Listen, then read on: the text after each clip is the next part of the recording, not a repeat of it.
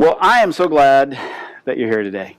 It is a wonderful day. I will warn you, I did already preach once today. I went over and preached for Second Baptist Church over just on Ross Street, right around the corner here. And I will tell you right now, they were pretty lively.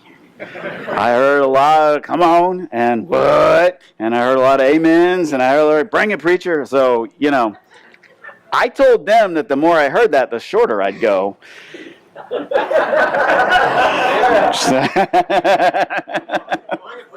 Or maybe it'll encourage me. You never know. No, it was a lot of fun. It was really good. I know they just treasure our friendship and vice versa. And it is so much fun just to be able to be with them, to hang out with them, spend time with them. And I still love coming home to Terra Nova, though. I love being here. I love being part of this church. I love Easter. And it is just so much fun to be around you guys and to enjoy. And since Matt was out of town, I appreciate you putting up with my plinking for a little bit to help the band out just a little bit. I told Adam, he plays bass there, he teaches me piano occasionally, and I said, if I do badly, it's your fault, not mine. But so that's how that went. But I do appreciate it. I'm looking forward to sharing some stuff with you. We're starting a new teaching series, and the teaching series is called The Home Run Life. And I know that doesn't sound exactly Eastery, so if you came expecting me to do just a traditional Easter service, well, you probably wouldn't come expecting me to do anything traditional. So, but this, I promise you, we will get to Easter. But I wanted to start because over this week and then the next 4, we're going to talk about what a home run life is, what that means, how to find it, and how to understand what God has called us to. I will admit right up front, there's a book out there called The Home Run Life, okay, and I'm using it, and it has taught me. I read it about 6 months ago and thought, wow, this has got some really good stuff that I think the people of Terra Nova would benefit from, and so I sat on it for a while trying to figure out how to make it work and to see if it was something that we really wanted to dive into, and I just felt like this was a good time to bring it out and to share it and see it. Now, I'll tell you, growing up, I played baseball. All right, I love baseball. I still love baseball. I don't watch a ton because I'm too hyperactive to sit down that long in front of the TV and watch a baseball game. I need a little more action. I need something going on. But I love baseball. I love playing it. I love being part of it. I'll tell you right now, I started when I was 7 playing t-ball. I played in college too. I had 2 home runs my entire career. Okay, one when I was 11 and one when I was 12. I wasn't exactly a power hitter. I know you can't believe that when you look at me, but I remember my second home run. I still remember it because it was, we had the all-star team from the Little League. It was our 12-year-old all-stars, and so we were all excited, and we won the first 2 or 3 tournaments, however many it takes, and we were in the state tournament. And we went down to Middlesboro, Kentucky, which is right at Cumberland Gap. And it rained every day at 3 o'clock. Like you could watch it come over. Every day, 3 o'clock, it rained. That 3-day tournament took 8 days to play. But I still remember because one day they actually brought a helicopter over the ridge and brought it down over the baseball field to dry it off so that we could do it. And the local flour mill donated the chalk, but it was flour. So every time it rained, it caked up. So it was, welcome to Kentucky baseball. What can I say, right? But I remember, so we get down there, and my Little League team, I mean, none of us were big anyway. We were not, our team name was South Lexington, and so it had SL on our hats, and our parents always joked that stood for short legs, because we were all short, and none of anything, and so we get there, first game, we're standing there, and we're playing this team, and I look out, and their pitcher, his name is Leon Bard, I still remember, he was 6'2", 12 years old, as far as, we knew, And I remember I was the leadoff batter. First pitch comes in, and it was like here, and I don't think I saw it. Okay, I was a little nervous. And the second pitch came in, and they had been making fun of us. We could hear them over there saying, "Oh, they're just little, they're stupid. Well, there'll be no problem. We got these guys. We can crush them. No big deal." Second pitch, I connected with it, put it right over the center field fence, and they just kind of looked like, "Oh no."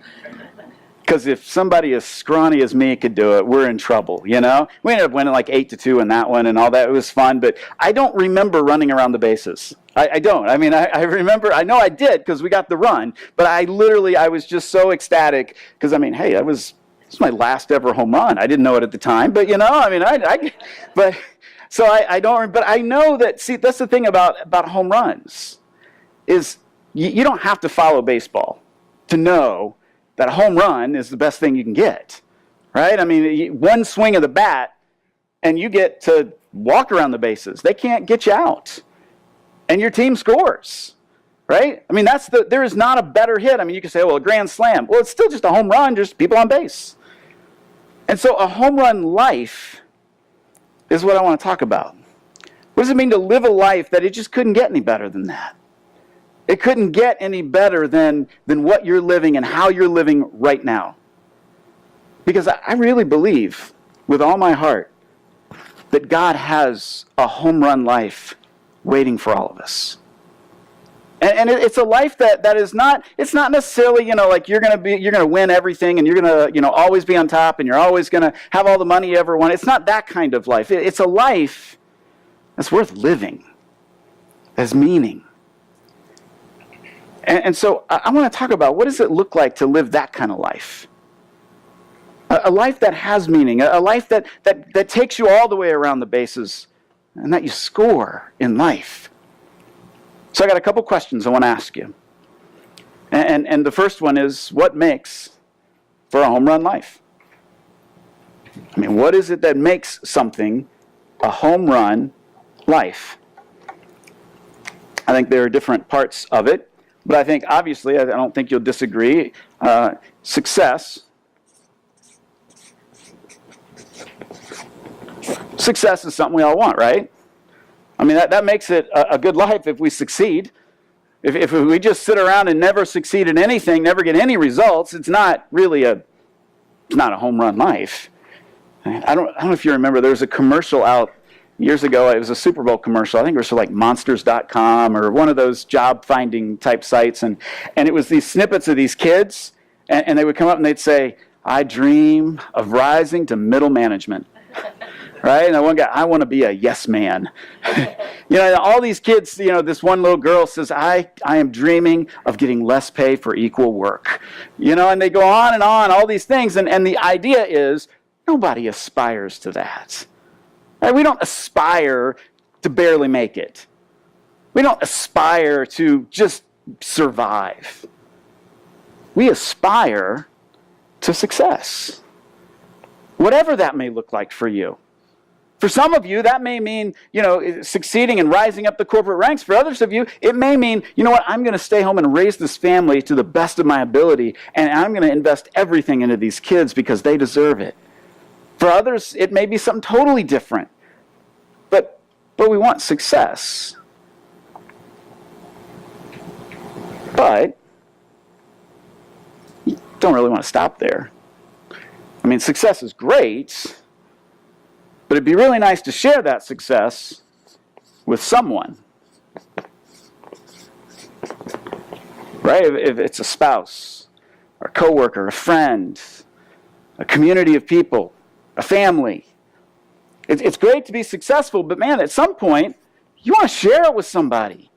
I want to do this life with someone. I want someone to walk with me, to enjoy the success with me. I don't want to just, sit there all by myself, end up in, some penthouse somewhere locked up. Nobody knows who I am, where I exist, that they even care. Even though I may make a lot of money, I really want to share it with someone. I want to spend my life with someone. It's kind of the old joke. Yeah, I don't know if I've ever told you this one here before, but the pastor who loved to play golf. I don't know anybody like that. And he just always wanted to play golf on a Sunday morning, right? Because it's nice, it's a weekend, but he's kind of got a gig every Sunday, so he's kind of stuck. But finally one day he's like, you know what? It is a beautiful day out. I'm calling in sick. I'm going to go play golf. And so he does. He calls one of the elders and says, hey, I'm not feeling well. You're going to have to take over today and lead the service. Bye. And then he grabs his golf clubs, hops in his car, drives 3 counties over because, you don't want anybody to recognize you. And he goes all the way, and up in heaven, the angels are looking around. And they're saying, God, do you see what he's doing? It's a Sunday. He's skipping church. And he's the pastor. What are you going to do? And God says, oh, just watch. So he gets there, he tees up the first ball, and he's feeling a little guilty, because he's like, oh, they're probably starting the first hymn right about now, and it's like, that's all right. So he swings, beautiful drive, right down the middle, longest drive he's ever hit in his life. Birdies the first hole. Keeps playing the best round of his life. And the angels are looking at God going, what are you doing? He's skipping church. He's like, God said, just watch. I got this handled. All right, so he finally comes up to this little par 3, pulls out a 7-iron, just gives it the best swing of his life. That thing's going, it is beautiful. Drops on the green, 2 bounces, trickles right in the hole. Hole in 1. He's just going crazy, and the angels are looking at God going, what are you doing? A hole in 1? And God says, hey, who's he going to tell?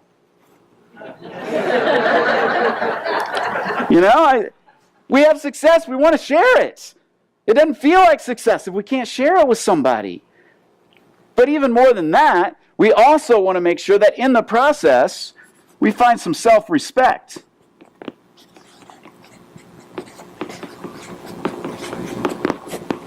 I want to be able to look at myself in the mirror every morning. Right? I don't want to know that I did a bunch of stuff to get here that means I feel bad about myself now. I don't want to ruin relationships because of my drive to succeed. I want to have some self-respect, some integrity in what I do. And even that, honestly, it's not the very end. Because at some point, in the quietness of a morning, when you're looking around, you're like, yeah, I may have this, but ultimately, I want significance.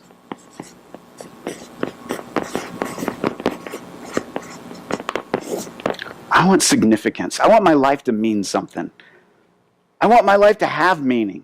I want to make a difference in the world. I don't want to just make a lot of money. I want my money to be used to make this world a better place. I want my relationships to make other people better. I don't want to just succeed. I want my life to be different and to have meaning and to make a difference. A home run life has all 4 of those. And a lot of us, we can get a couple of them right. But when we get all 4, that's a home run life. So the second question I want to ask you then is, very un-Eastery, but what can we learn from the life of Joseph? Not Joseph, Jesus' dad, Joseph from the Old Testament. What can we learn from him about a home run life? Because I think he gives us a pretty good overview of what we can expect God to do in our lives. A couple of highlights. If you didn't grow up in church, maybe you don't remember all the little flannel graph stories of Joseph and his coat of many colors and all that, but he was the son of Jacob. Jacob was the son of Isaac. Isaac was the son of Abraham. Abraham's kind of the big guy that got things going with the whole Jewish stuff, right? He had the covenant with God. God said, I'm going to make you into a great nation. And even though Abraham was old and didn't have any kids, he said, your offspring will outnumber the sands of the sea. And his wife laughed because she was too old to have a kid. And yet somehow a year later they were pregnant. They had a child. That child had twins, one of whom was Jacob. Jacob wrestled with God, and God says, your name is no longer Jacob, it's now Israel. Israel had 12 sons, each of which became the leader of one of the tribes of Israel. Right? The names of the tribes of Israel are named after Jacob's 12 sons. Joseph was one of those. And Joseph, he was the youngest at the time. And Genesis 37 says pretty clearly that Israel loved Joseph more than any of his other sons because he was the son of his old age. It said he made him a robe of many colors. Made him a coat, special coat, just for you, Joseph. None of your other brothers get it because you're my favorite. Right? I mean, if you got kids, you know one of them's your favorite, right? I mean, let's be honest. We're in church. You can't lie, right? I mean, I got 2 kids, and here's what I do, though. I'll tell you. Whichever one I'm with, I tell them, you're my favorite, right? That way they both think they're their favorite. And that way I just always have them fooled. And they never know which one I actually like more. Because that changes, quite honestly. But Joseph just knew it. He got a coat, he got treated special, and then one day, to add insult to all this, he has this dream. And he dreams that all these things came around, and it started with like bales of hay or sheaves, and they came and they bowed before him. And then another time the stars came and they bowed before him, and so did the sun and the moon. And he has this dream and says, this is from God, this is amazing. And he goes to his brothers and he says, guess what? I just had this amazing dream. And in it, you guys bowed down to me. And so did mom and dad because I was amazing. And his brothers were like, yay! No. They threw him in a pit. They faked his death, and they sold him into slavery. Now, any of you with siblings ever wanted to do that? They sold him into slavery. That's what happens when you share some of these big dreams with people. It doesn't always end well, especially with your siblings. When it involves them bowing to you, it doesn't go well. But he did. So somewhere in the pit and then in slavery, he learned something from God. He really learned one of the foundational parts of this. He learned how to win dependence.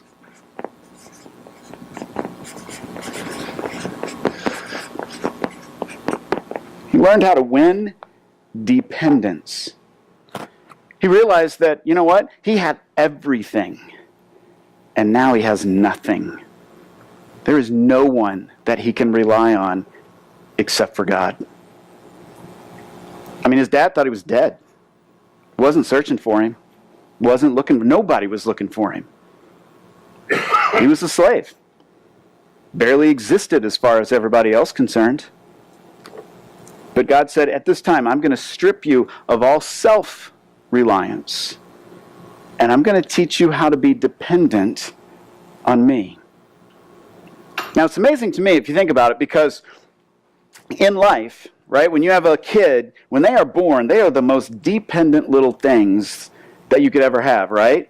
I mean, they rely on you for eating, for bathing, for clothing, for getting them in. I mean, they can't walk. They just lay there and drool on themselves. I mean, those are the teenagers. You ought to see what, they just sit around and they're so dependent on you. And what do we do as parents, right? We try to move them to independence. I tell my kids, I'm like, listen, my goal is for you to leave. Ultimately, not because I don't like you, but because I love you and I want you to be independent. I want you to be able to supply, your own needs, to take care of yourself, to be independent. But in our spiritual journey, it's the opposite. In our spiritual journey, we move from independence, where we say, God, I don't need you.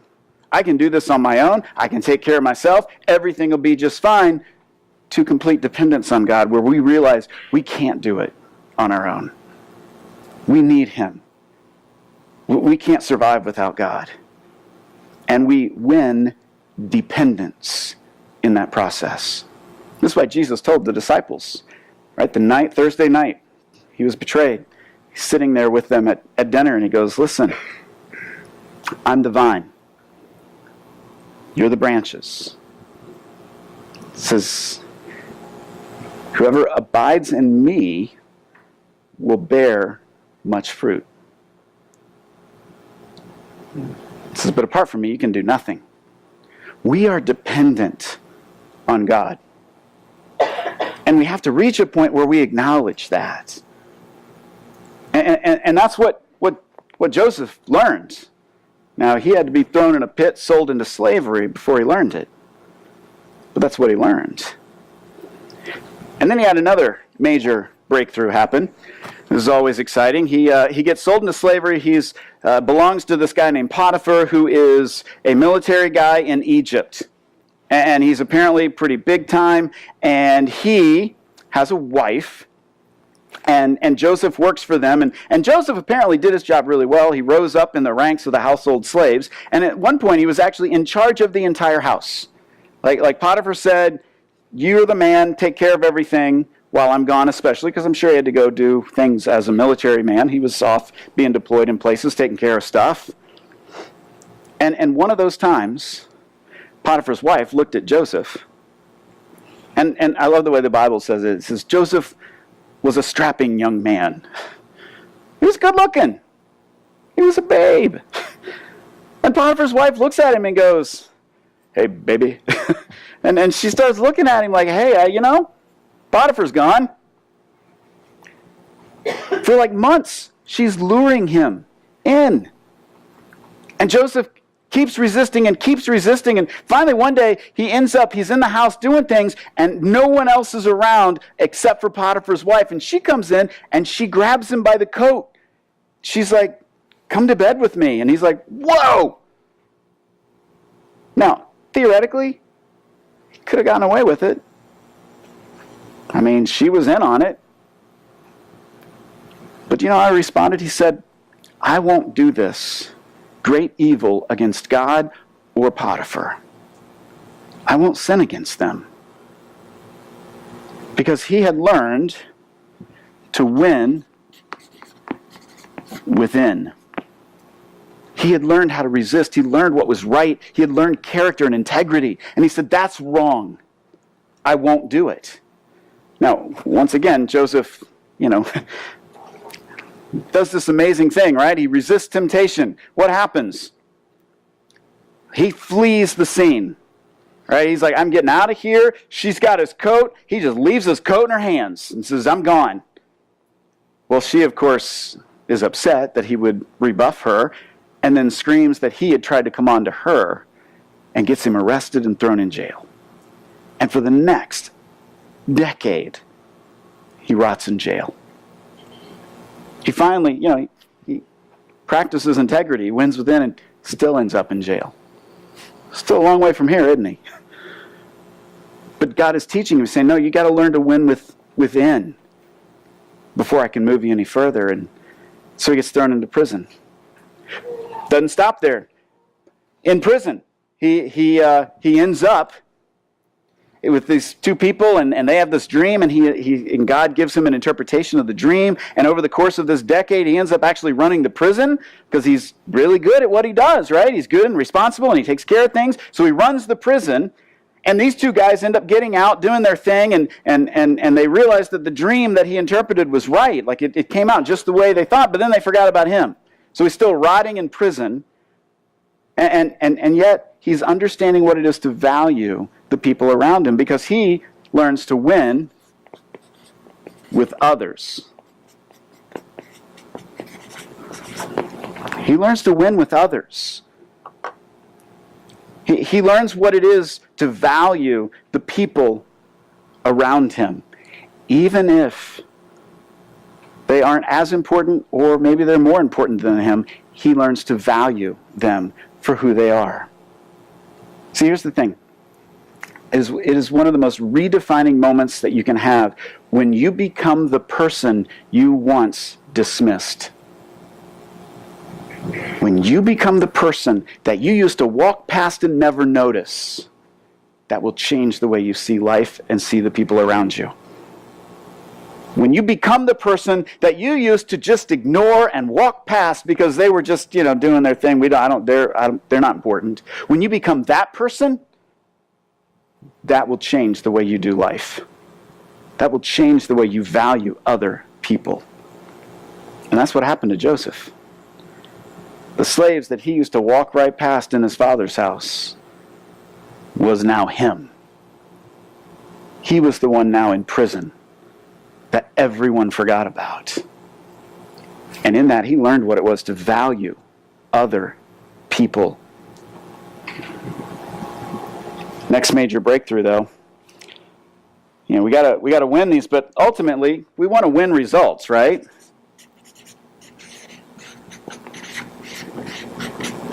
We want to win results at some point. We don't want to rot in prison our whole life. We don't want to end up with nothing. We want to get something done. And Joseph, this finally happens to. The Pharaoh has this dream, and nobody can understand it. And so he's trying to get all his wise men and all these guys in to tell him, the magicians, what is it? And nobody can figure it out. And finally, one of the guys who Joseph had interpreted his dream while they were in prison says, hey, I remember this dude that interpreted my dream and got it right. He's sitting in jail. Maybe he could help. And the Pharaoh's like, well, nobody else can. Get him up here. So literally, Joseph goes from a pit to Potiphar's house to prison, and now he's standing in the palace. And the Pharaoh says, can you interpret my dream? Now this is his chance, right? This is his chance to say, yes, sir, I got this. I will nail this and produce results. But you know what he says? He says, no, I can't. But God can. You see, he had one dependence. And his integrity was still there. He knew he didn't have to get all the glory. God was going to get the glory. And he says, so let me pray. Let me talk to God, and I'll let you know if he wants to interpret it. So he does. God interprets it, says, yeah, I had this dream. Bottom line is you're going to have 7 years of wonderful harvests, bumper crops every year. Then you're going to have 7 years of famine. So Joseph says, that's the dream, but let me take it a step further. Pharaoh, maybe we ought to, set aside some for those 7 years of bumper crops. Why don't we plan this out? Let's get someone who just organizes it so that we put back what we need. And then when the 7 years of lean happen, we'll have stuff stored away. We'll be all right. We'll survive it. And Pharaoh says, that is brilliant.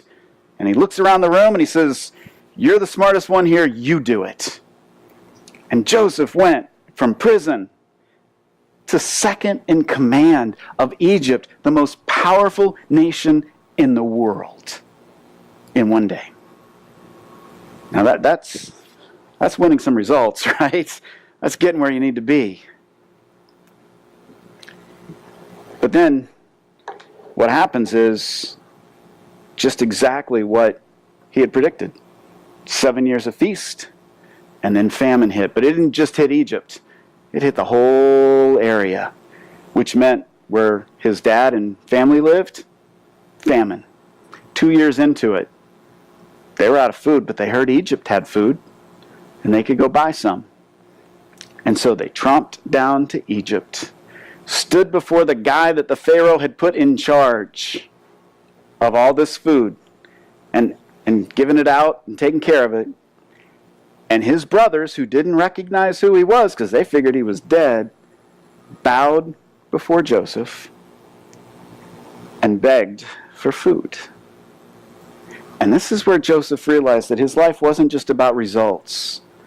It was about making a difference, because he looked at them and said, what you meant for evil, God meant for good. And he forgave them. And he took care of them. That's a home run. When you can look at the guys who faked your death and sold you into slavery and forgive them, and then bring them in to live with you and care for them because of the famine going on in the world around you. That's a life of significance, of meaning. That's making a difference. And on top of that, he ends up becoming in the line of Jesus. His great-great-great-great-great-grandson becomes the Messiah. So as I look at this, you got to ask the third question here. Don't worry, we're getting close. Okay, we get to this third question, which is, what's the pattern? Does God have a game plan for our lives? And if you know me at all, I hate formulas. I hate being formulaic. I think all of that is stupid, and it sounds really good on paper, and it probably sells books. But when you get into real life, it never works right, and because life always happens, and then I got no way to explain why all of a sudden things aren't working for you. But I do see here a pattern of how God works and how he can work in us and through us to move our lives in the right direction. And so here's what I see, and this is where the baseball thing comes in, okay? I love baseball because it's pretty set and it's been the same way for over 100 years now, right? I mean, it's been, and it doesn't matter if you play Little League or you play the major leagues, you still have the basic same set of rules. And the pattern is the same no matter what, right? You start at home plate.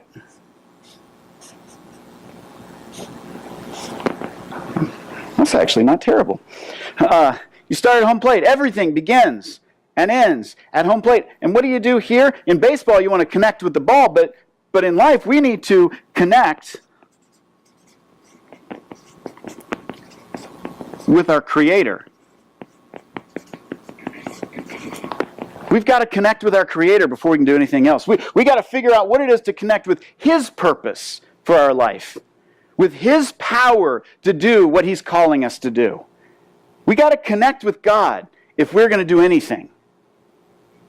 And that's where it has to begin, when we win dependence with our Creator.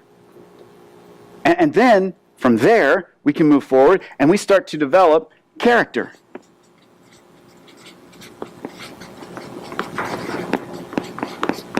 That's first base. Start to figure out who we are, what it means to do what God has called us to do. Now, I don't know about you, but sometimes I see people, they come to faith, they accept Jesus, and they're like, man, God's done such a great thing in my life. Now I just wish He'd fix my spouse and my kids and my job because, man, they are terrible. And we realize, wait. God wants to start here. God wants to start to fix the things in our life that may trip us up on the way to a home run life. Like integrity, like speaking the truth, like doing what we say we'll do. And God starts working on us in this process. He wants to take care of the things that may crash your life later. And then we move up to the next base, which is the community base. And we say, we gotta be able to get along with other people. Do life together. I want to be able to share my success. I want to be able to share my life. I don't want to do this all by myself and end up an old man under a bridge, right? I want to be with people. And so we got to figure that out.